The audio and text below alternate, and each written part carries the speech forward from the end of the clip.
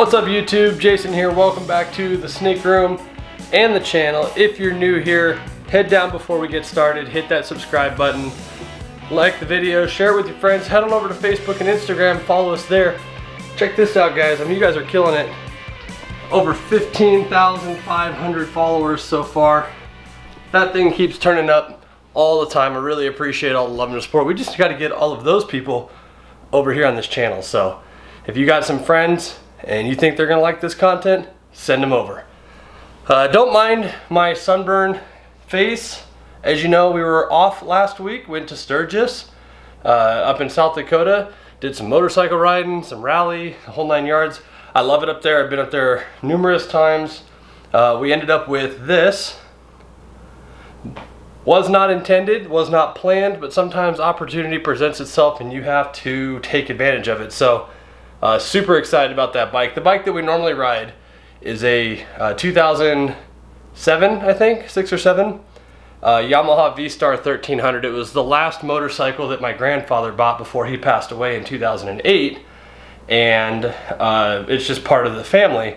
But it's just never really been the bike for my wife and I. And we've been wanting what they refer to, for those of you that don't ride, what they refer to as a bagger, which has got the fairing and saddlebags and cruise control and stereo and the whole 9 yards. So I've been a huge fan of Victory motorcycles for a long time, and unfortunately Polaris stopped making them last year, 2 years ago, something like that. They're supposed to anyway, support the parts and service and labor in that on them for the next 6, 8, 10 years or so. I'm hoping and fairly confident that another company, say BMW or even Yamaha for that matter, might pick them back up. So we can only hope. But either way, got the Victory, rode about 200, almost 300 miles on it that weekend while we were in Sturgis, and loved it. It's got a couple little quirks I got to iron out, but other than that, super excited. So back to this week's video. We're gonna get back into the grind of it. Just a quick heads up though, we're coming to the end of our season. All of our girls that are going to lay they're done. All of the clutches that we're gonna get, we've gotten. Clutch, was it 6? They're coming out. That's the Superfire clutch, hopefully. So stay tuned for that. That'll be maybe a week or two. Gotta get them all out in the shed, but they are coming out. They look cool. There's some neat stuff in there. Really excited. 7 and 8 are cooking. They're on their way. But I think we're about done as far as the season's concerned. So the videos might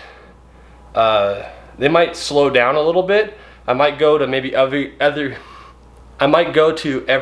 week during the off season, just because there's not a whole lot of content I can bring you guys that's new and fresh and exciting. I mean, we've built all the racks. I do need to still build another 41 and get ready for next season.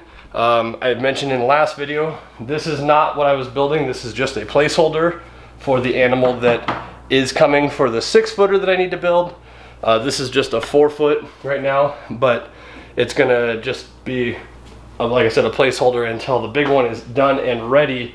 But other than that, we're not gonna have a whole lot to do. So instead of just repeating everything I've done over the last year and a half or so, I'd rather just put out fewer videos but of better quality. So I hope you guys don't mind. Let me know in the comments what you think. Are you cool if I do one video a month or one video every 2 weeks or something like that, or do I need to keep up this pace?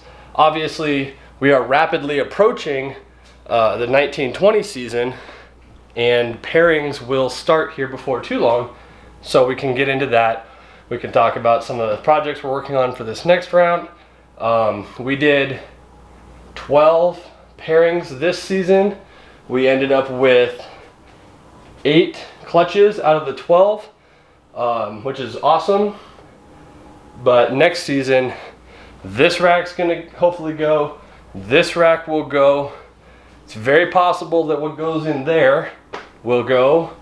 This set of girls, I'm probably gonna wait another year, as well as a lot of them over there. So we're gonna probably be close to double our pairing ability this next season. So hopefully that means double the clutches. So we'll get into all of that over the next couple of weeks.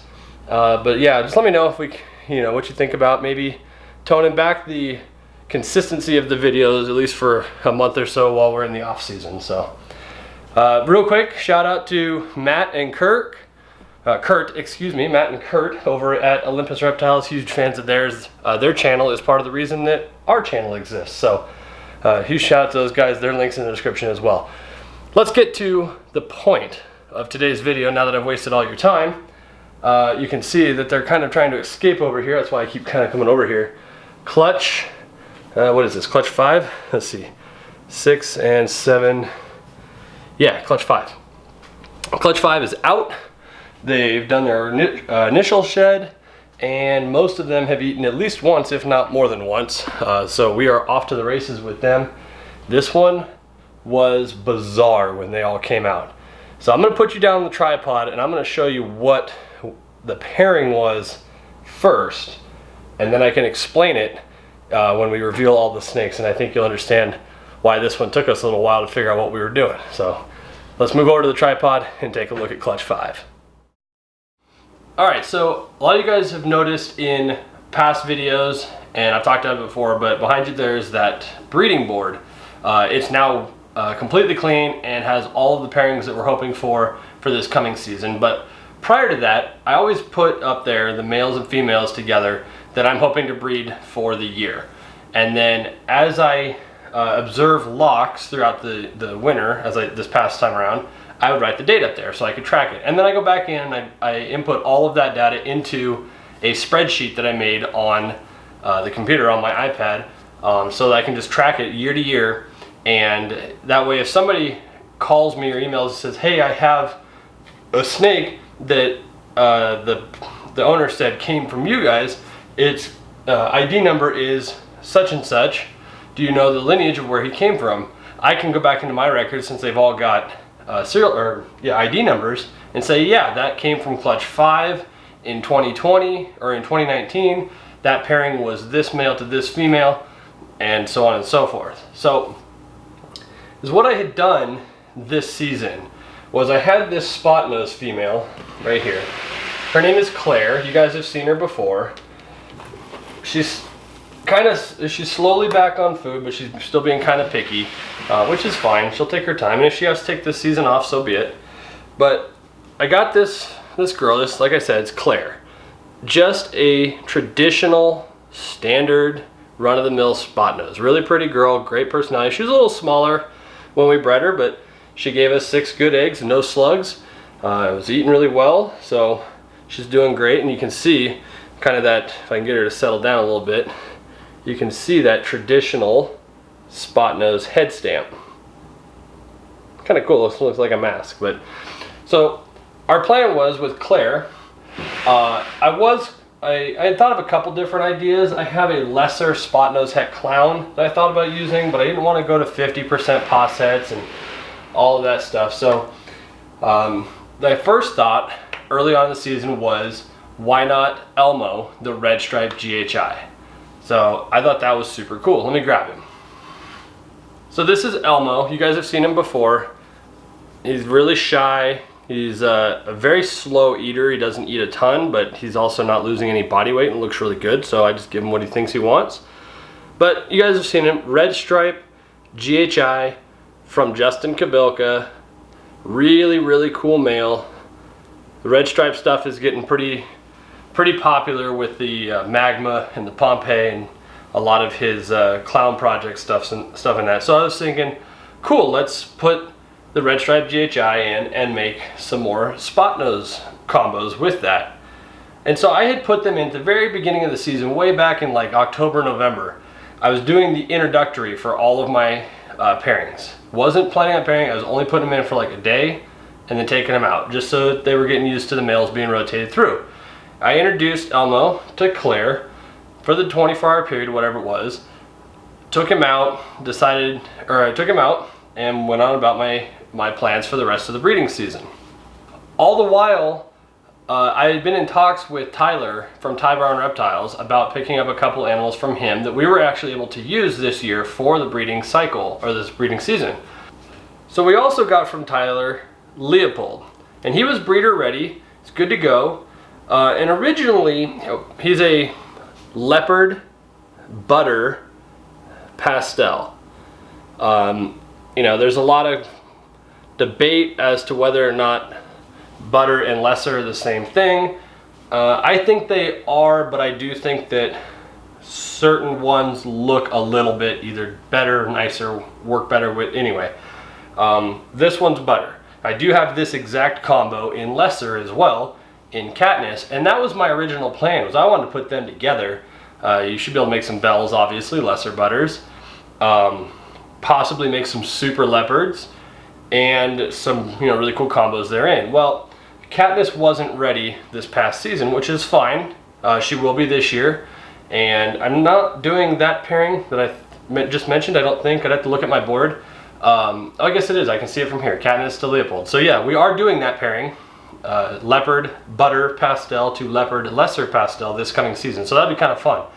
But anyway, last year we got him. Katniss wasn't ready. We're like, oh, what are we going to do with Leopold now? We don't have a project for him.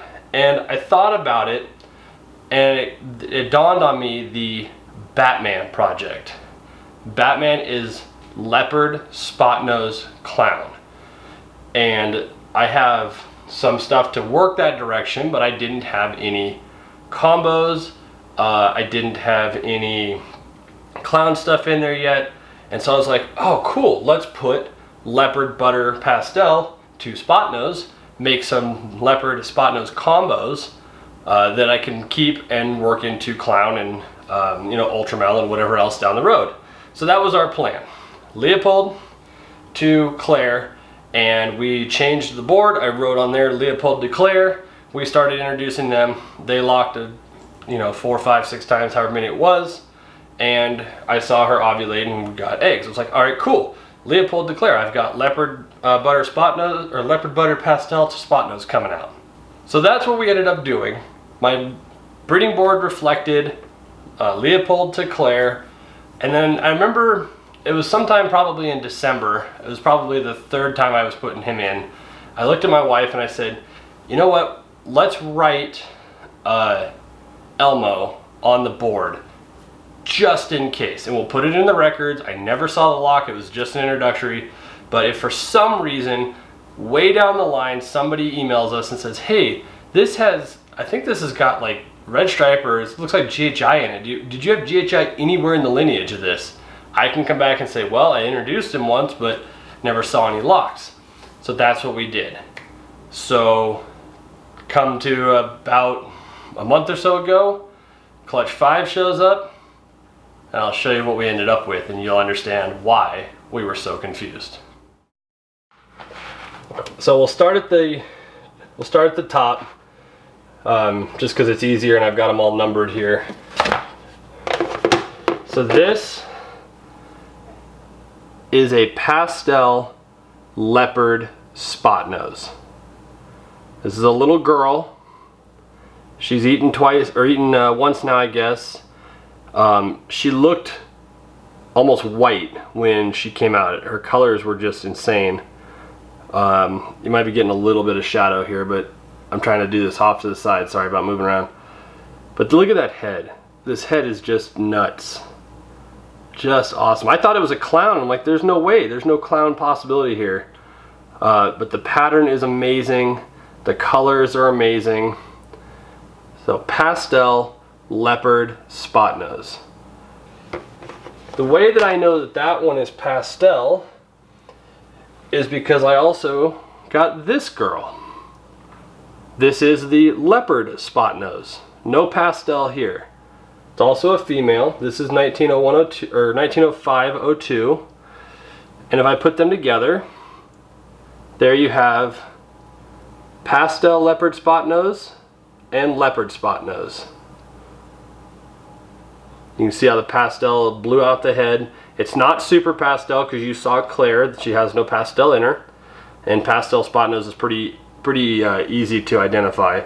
So it's just the pastel with that combo is really lighting this one up. But this little girl here, this leopard spot nose, still looks amazing.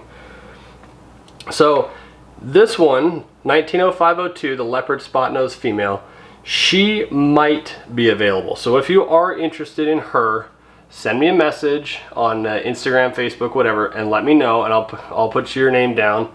So far, like we've said,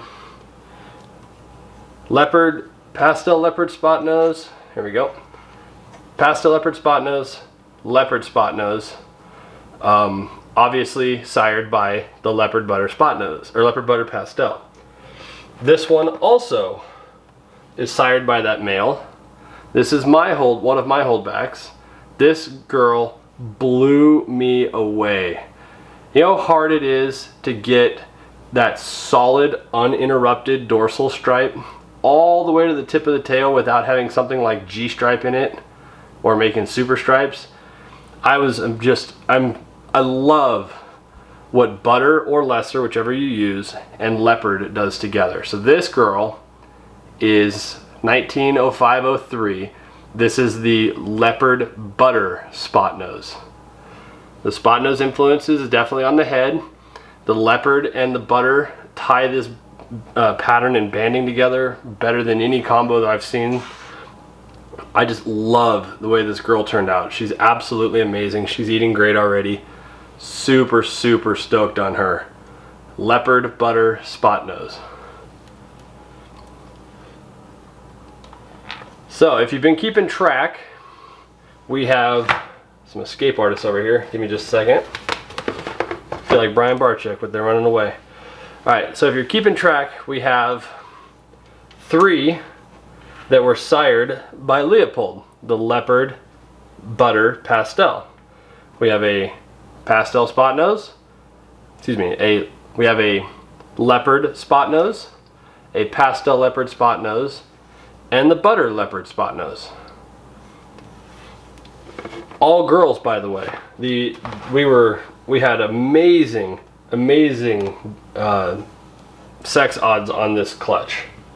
So happy with those. Next up on the list is this girl. This is my other holdback. She's actually going into her second shed, so she doesn't look amazing.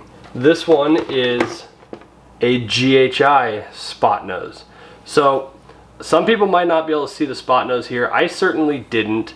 The color, like I said, looks very much GHI Mojave, but there's no Mojave here. It can't be butter because I can't have genetics from both males. But if from the pictures I've looked at and I've conferred with some other people, if you look at the top of her head, you see that little, there you go, you see that little spot, the little tan spot at the back of her head right before her dorsal stripe. From my understanding, that is indicative of spot nose combining with the GHI. It's a dead giveaway, plus the color, the banding in her back changes with the spot nose obviously, but that little dot is everything in this pairing, or in this combo. So little girl, 1905-04, GHI spot nose. You saw her a little bit ago. We ended up with 1905-05, another female, just a traditional, albeit gorgeous and actually fairly reduced GHI. Love the GHI stuff. This girl will be available. If you're interested, let me know. I love her pattern. GHI is just awesome anyway, but even the banding is fairly reduced. So, you know, a lot of GHI can be real busy with these hooks and everything. Hers is fairly reduced. It's really, really clean. We're still getting her going. She needs a couple more meals, but really, really nice GHI female. 1905-05 if you're interested in her. And finally, this one I had to confer with, I actually got the information from Justin. Justin is probably one of the best or most well versed in the red stripe and spot nose stuff, obviously, because that's his project. The male came from him anyway, so I sent him the picture of this boy. This is the only boy in the clutch, and he said, you absolutely red stripe spot nose. You put this boy to a bunch of your clown females when he's ready, you got yourself a bunch of red stripe and spot nose het clown combos, and hopefully make yourself some Magmas and Batmans down the road. This little guy's amazing. The only reason I'm not keeping him is because I have red stripe in a male obviously already. So I'm just not working the spot nose part of it, I guess, at this point, but can't keep them all. So 19, 05, 06, the red stripe spot nose male. You can see the spot nose influence on the head, absolutely. And then the red stripe influence is the closed up alien heads and the overall rusty color for sure. There's a lot of red in him. It's hard to pick up on camera, but getting him going as well. He needs a few more meals. If you're interested in the red stripe spot nose male, let me know. So just a quick, let's get them all here together. Just a quick review. They might be kind of hard to see on the table because it's dark, obviously. But yeah, perfectly dual sired 3x3. We ended up with these three from Leopold, the leopard butter pastel male. We got the leopard spot nose, pastel leopard spot nose, butter leopard spot nose, and then these three on this side were from Elmo, the GHI red stripe male. We got the GHI red stripe spot nose, GHI spot nose. 5 females and 1 male. Beautiful clutch. Could not be happier. So excited, but you can understand why we were a little bit confused here. So there you go, guys. I know it's a little bit longer video than the other reveals have been, but I thought it warranted a little bit of side-by-side explanation so that you could see the difference and why we were a little perplexed on what we ended up with. But either way, stoked on the odds, amazed at the diversity in that clutch. It was so exciting to see them coming out and get going. Like I said, the leopard spot nose female will likely be available. The GHI female for sure is available, and the red stripe spot nose male are all available. So send me a message on Instagram or Facebook if you're interested in any of those. As the counter on the desk is showing, we got a lot of people followed there. If you're not already, head over. That's where the first bit of everything comes up. A lot of you have seen some previews from Clutch 6 as they're coming out. That one's going to be pretty fun too. It looks like we've got a good variety there. But yeah, that's going to do it for this week, guys. I appreciate you coming back and sticking with us. Thanks for the week off. We're moving forward on the last couple of clutches being done and the start of the 2020 season. Got a lot of big things planned for that and a lot of pairings I'm really excited about. Hopefully a lot more variety and some stuff that you guys are going to want to see. There's a good chance that we're going to be at the Spokane Reptile Expo next month in September. So if you're going to be in the Pacific Northwest area, head on up, come say hi, come by the booth. Not going to have a ton available, obviously, because we've only got a few clutches left, but we'll probably be there anyway. So that's going to do it for this week, and I will see you guys in the next video. See ya.